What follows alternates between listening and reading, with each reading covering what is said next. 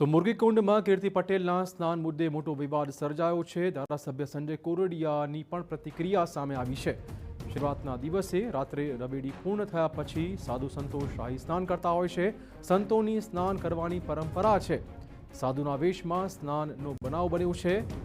જોગવાઈ પ્રમાણે કાર્યવાહી થવી જ જોઈએ। કલેક્ટર અને એસપી સાથે ચર્ચા પણ કરવામાં આવી છે। ભીડમાં કોણ ઘૂસી જાય છે તે ખબર નથી પડતી।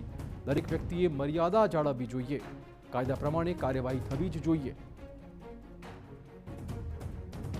ઘણી વખત પવિત્રતા લઈ લેવાનો બનાવ હોય એટલે આવો બનાવ ન બને એમની ખૂબ જવાબદારી દરેક વ્યક્તિની પણ છે। આપ જોઈ રહ્યા છો કે તંત્ર દ્વારા તૈયારી ખૂબ કરવામાં આવી।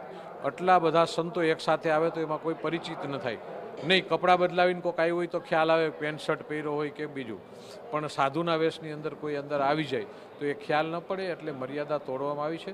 જે પણ ઉલ્લંઘન થયું છે એમના તંત્ર દ્વારા તપાસ થઈ અને યોગ્ય કાર્યવાહી કરવામાં આવશે।